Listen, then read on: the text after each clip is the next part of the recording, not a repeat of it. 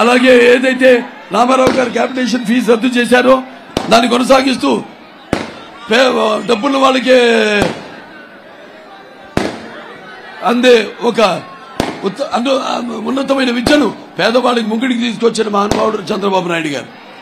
ఆనాడు నాన్నగారు కూడా ఎన్నో సంస్కరణలు తీసుకొచ్చారు. గురుకుల పాఠశాలలు అయితేనేమి, లేకపోతే ఈ యొక్క కేంద్ర విద్యాలయాలు అయితేనేమి, లేకపోతే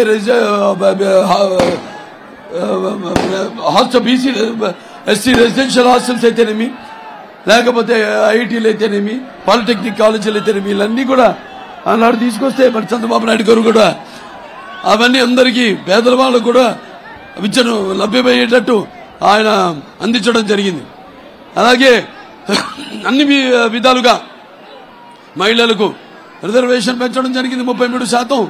అటు రాజకీయాల్లో అలాగే బీసీలకి 50% అక్కడ స్థానిక ఎన్నికల్లో, అలాగే మహిళలకు మళ్ళీ 33% ఉద్యోగాల్లో అయితేనేమి, విద్యలో అయితేనేమి పెంచడం జరిగింది.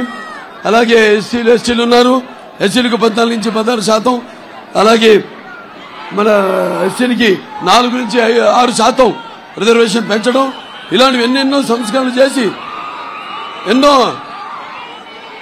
కార్పొరేషన్లు పెట్టి ఫైనాన్స్ కార్పొరేషన్లు అందరికి కూడా అన్ని రకాలుగా అన్ని అందేలా ఆయన నాడు అందరికీ సమాజ స్థాపన కోసం, సమాజంలో ఉన్న వ్యత్యాసాలను తొలగించడం కోసం, అలాగే సామాజిక న్యాయం చేయడం కోసం ఆయన ఎంతో కృషి చేశాడు ఆయన. మరి వాళ్ళు చూస్తున్నాం మరి ఎక్కడికక్కడ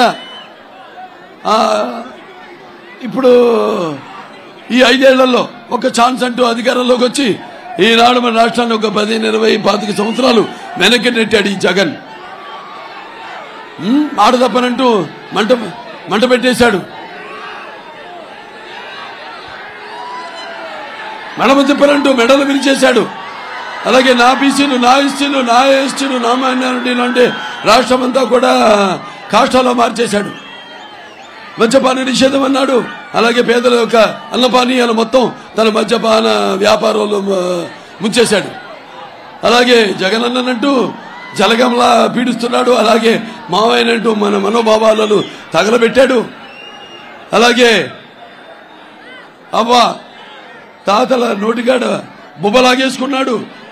అలాగే నవరత్నాలంటూ మన నడువులన్నీ కృంగదీశాడు. అలాగే నేనున్నానంటూ నువ్వు ఉంటే ఎంత కుర్రతో దుర్మార్గం దగా మోసం ఉంటుందో నిరూపించాడు.